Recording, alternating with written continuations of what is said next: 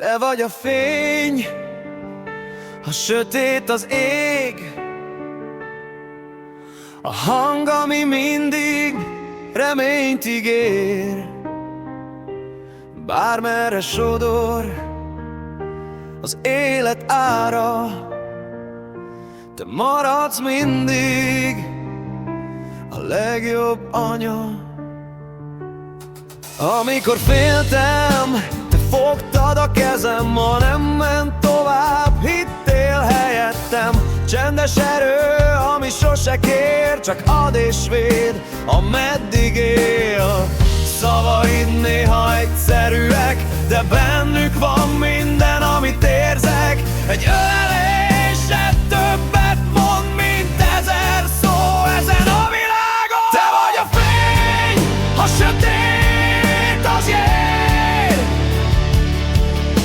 a szív, ami értem dobban rég.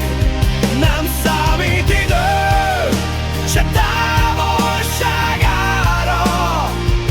te maradsz mindig a legjobb anya. Láttad a könnyeim, a hibáimat, mégis mindig elfogadtál. Tanítottál erősnek lenni, de közben embernek maradni. Ha elfáradsz, nem mutatod, a mosolyod mégis megmaradott. Hős vagy te, csak nem köpenyben, hanem szeretetben, csendesen.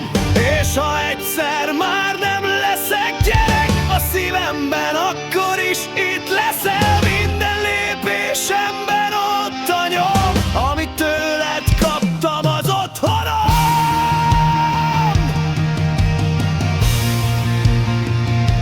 Az otthonom.